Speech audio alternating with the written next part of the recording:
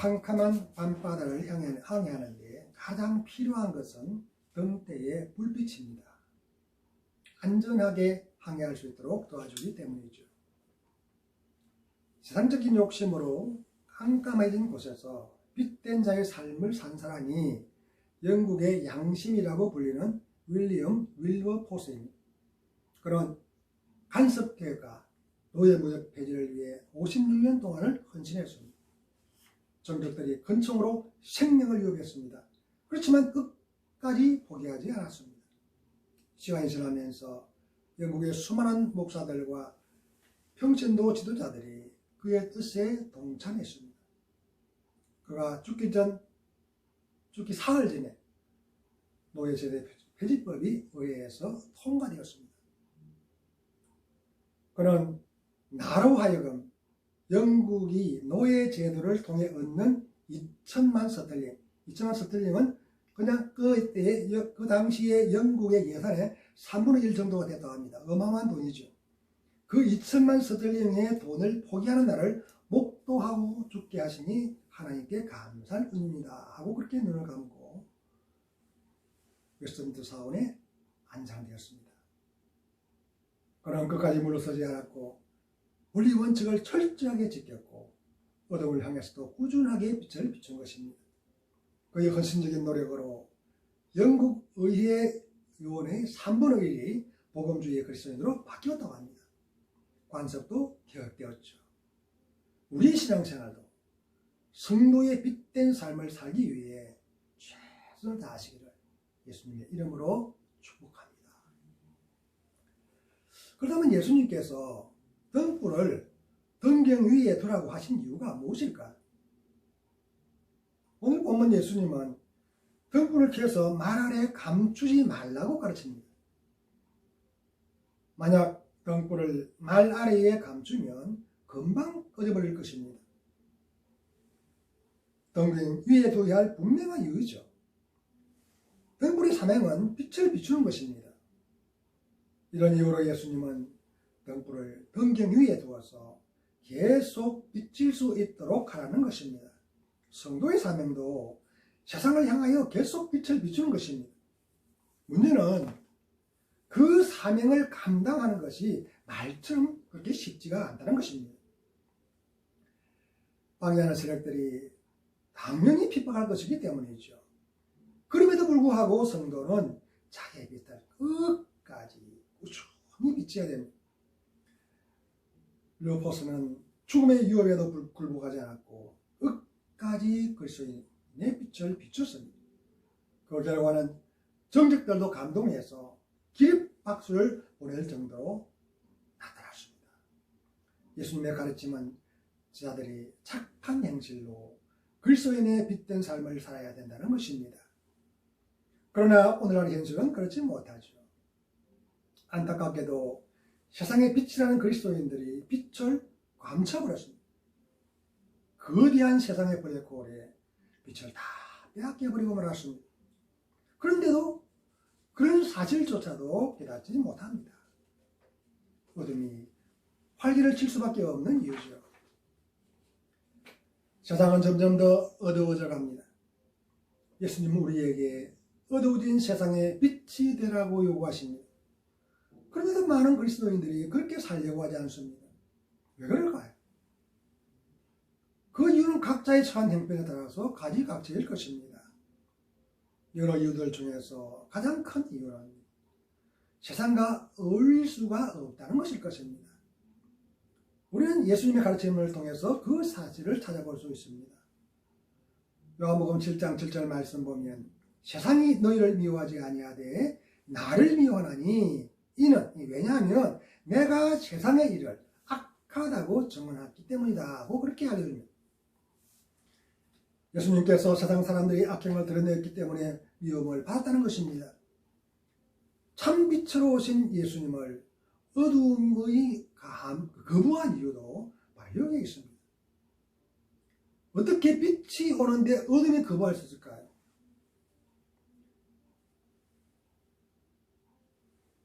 참 빛이 비춰지자 세상 사람들의 죄가 낱낱이 드러냈기 때문에 그들은 그 빛을 거부했던 것입니다.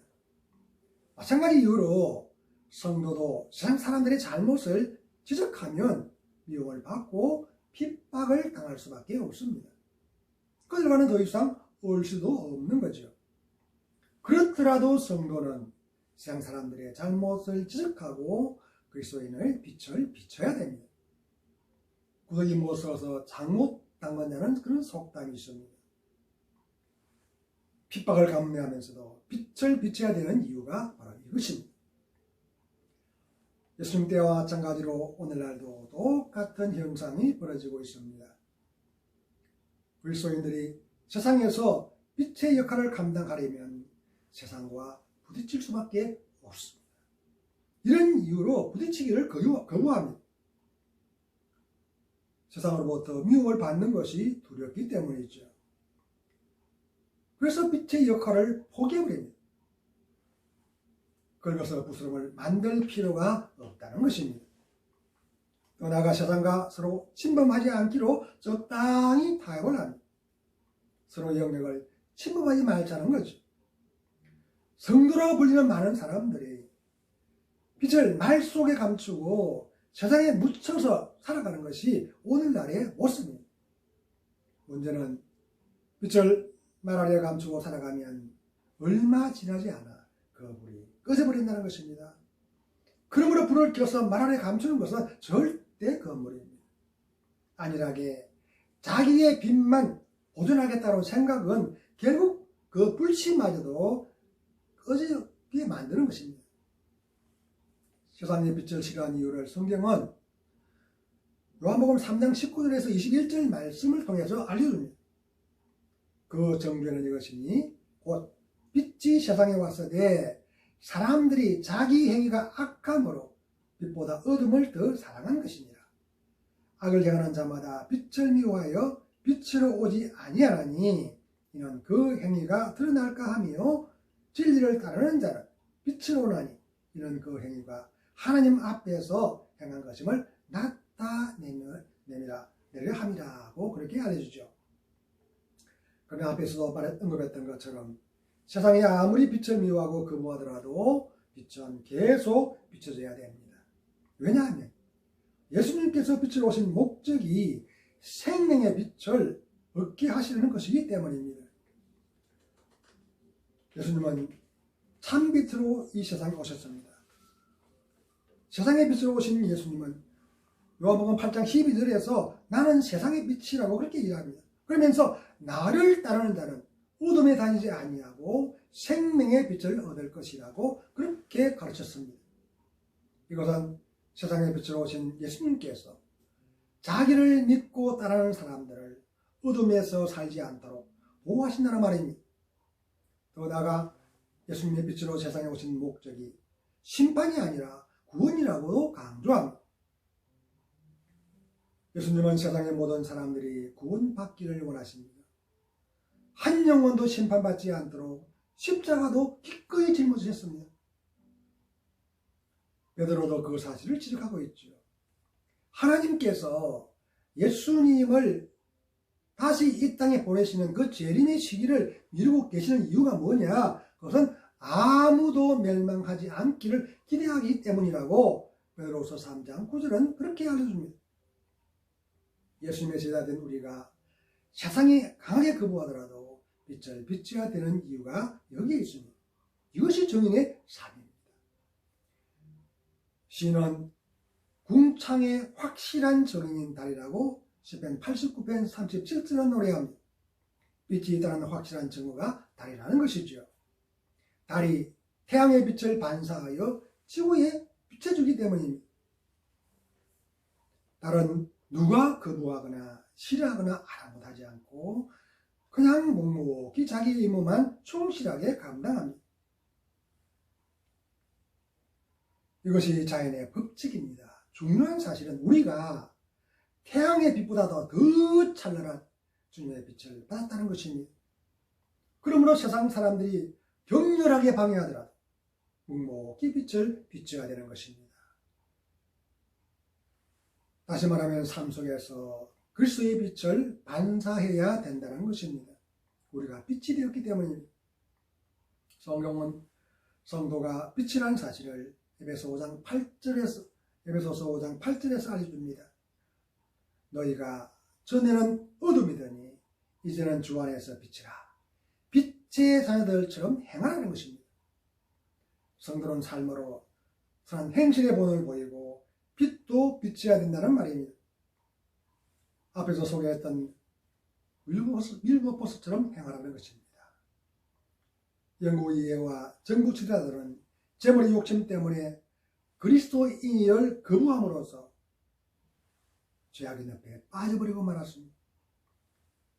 그는 그들에게 끊임없이 그리스도인의 빛을 비추었습니다.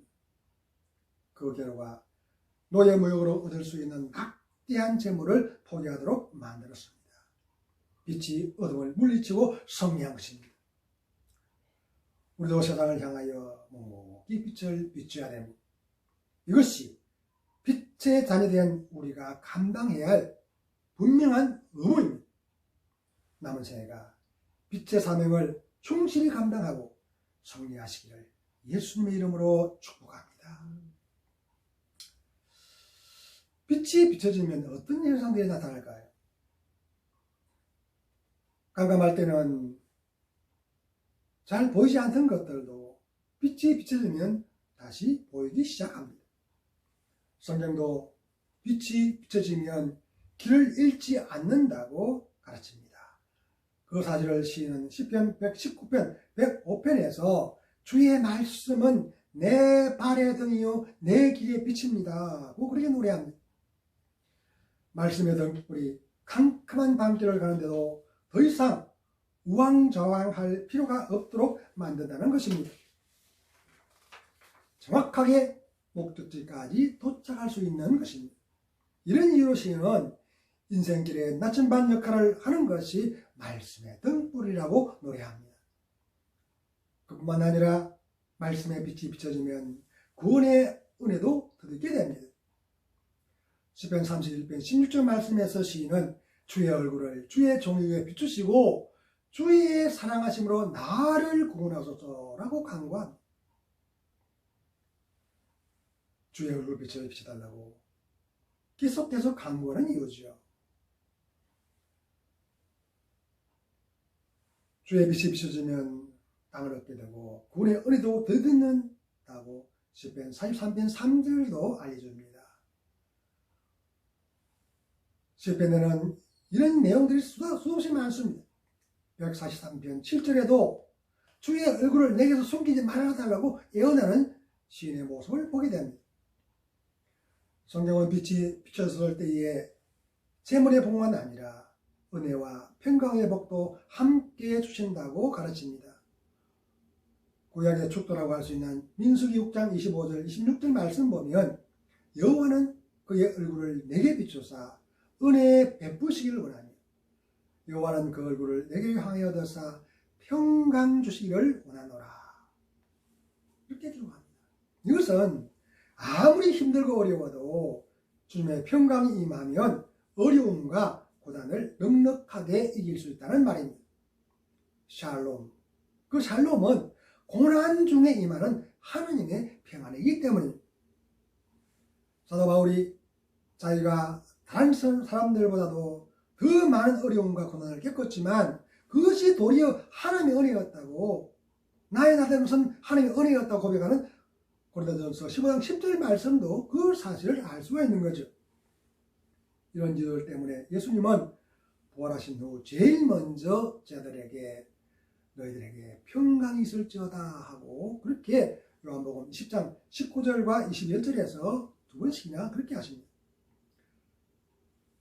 예수님께서 십자가에서 돌아가시자 제자들은 너무너무 두려웠습니다. 그래서 문들을 다 걸어잠그고 수목을 했습니다. 그렇지만 부활하신 주님이 그들을 찾아오셔서 그들이 평강을 주셨을 때에 우리는 사도행전 4장 19절 말씀을 통해서 그들은 생명의 위협을 무릅쓰고 과감하게 예수 그리스도의 부활을 증언하는 일에 최선을 다했습니다. 두려워 떨고 있는 제자들에게 두 번씩이나 평강을 주신 이유가 그냥 단순하게 유대인들이 관습적인 인사라고 물론 그렇게 생각할 수도 있을 것입니다. 그러나 예수님은 제 아들이 자기의 정인으로서 깨끗해야 할 고난이 매우 크다는 사실을 잘 알고 있었습니다. 생명까지도 주님을 위해서 드려야 됐기 때문입니다.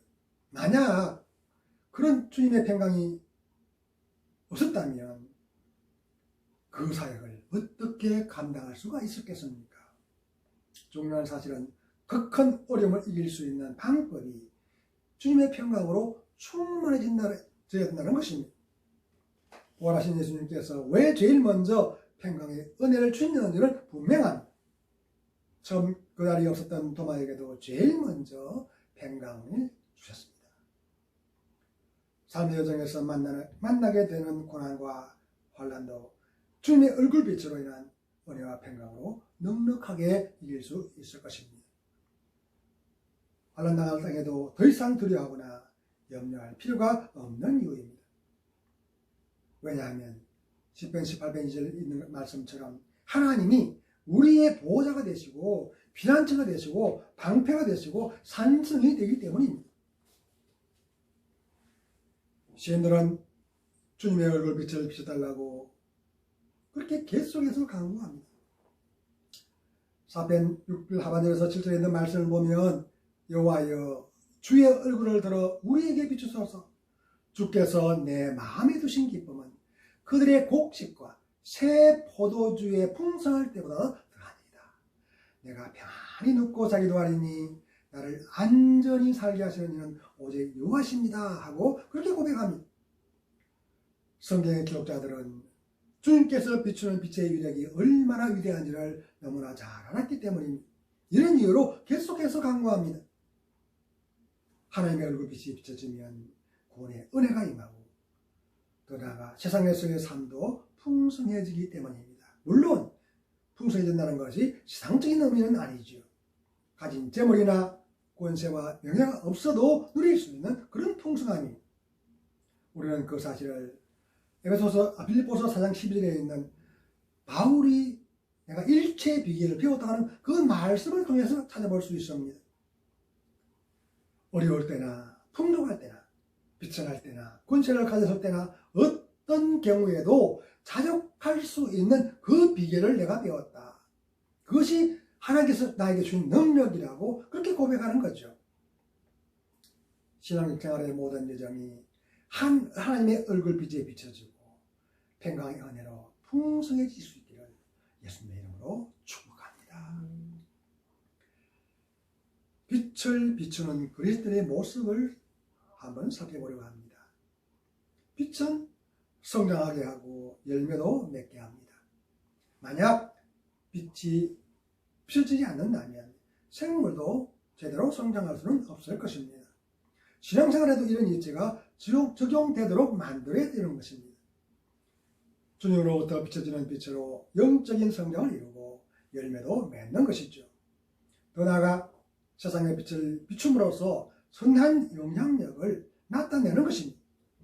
성경은 하나님의 빛을 받은 백성들이 반드시 감당해야 할 본분을 지적하고 있습니다. 이사야서 60장 1절에서 3절 말씀을 통해서 우리는 그 사실을 알 수 있습니다. 일어나라 빛을 발하라. 이는 내 빛이 이를 얻고 여호와의 영광이 내 위에 임하였음이니라. 보라 어둠이 땅을 덮을 것이며 캄캄함이 만민을 가리려니와 오직 여호와께서 내 위에 임하실 것이며 그의 영광이 내 위에 나타나리니 나라들은 내 빛으로 왕들은 비치는 내 광명으로 나올 것이다 하고 그렇게 알려줍니다.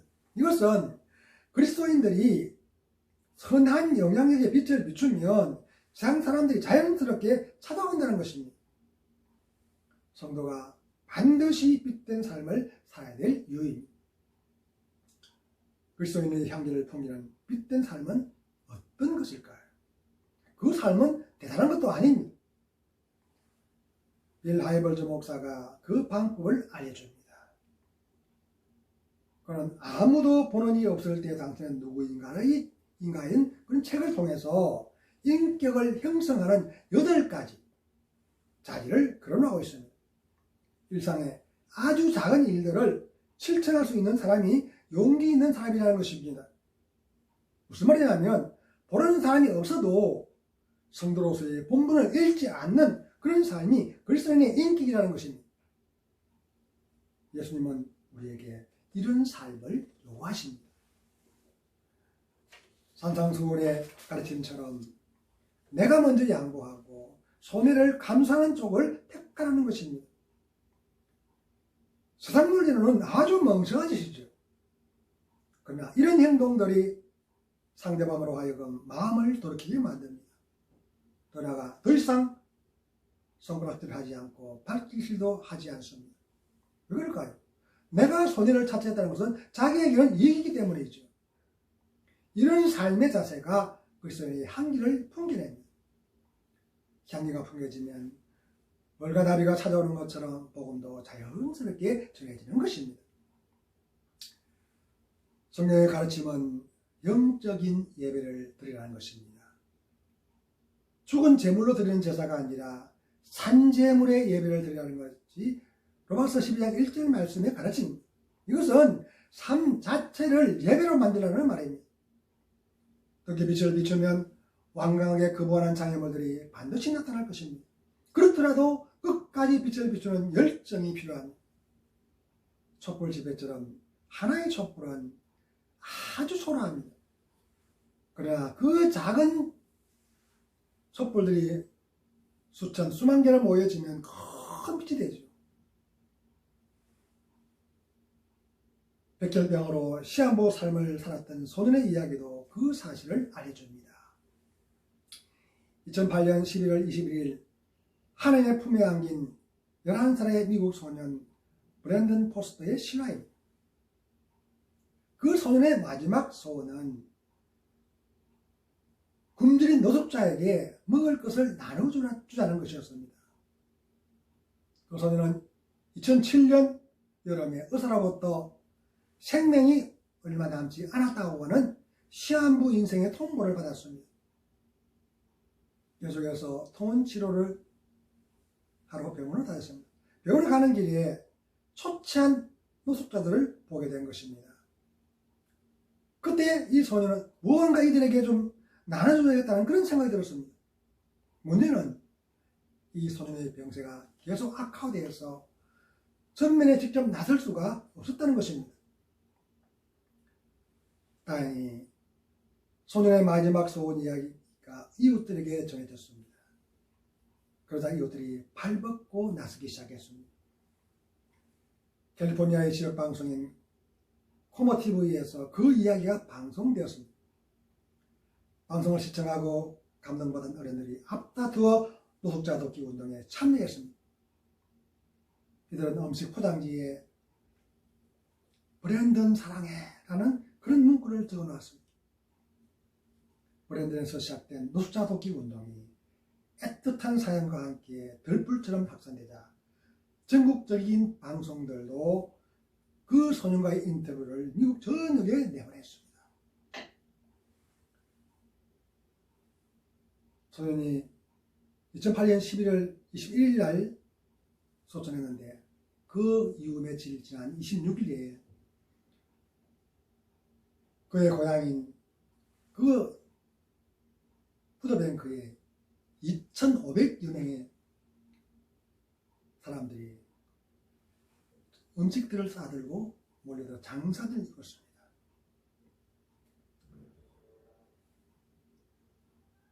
그 사람들은 가진 것은 없지만 내 이야기에 감동해서 내가 할 수 있는 것을 하겠다 하는 그런 메모지를 넣었습니다. 작은 사랑의 빛이 큰 임해로 맺힌 것입니다. 마찬가지, 우리도 마찬가지입니다. 내가 무언가 대단한 것을 하지 못할지라도 내가 가진 아주 작은 것을 가지고 작은 사랑을 실천해 갈 수 있는 그런 열정이 필요하다는 것입니다. 이런 일들을 통해서 세상은 점점 더 훈훈해지고 살만 나는 세상이 될 것입니다. 우리가 이 교훈을 반드시 본받아야 될 것입니다. 우리 남은 생애가 세상을 향해 사랑의 빛을 묵묵히 비추시고 수월의 기쁨도 풍성하게 누리시기를 예수님의 이름으로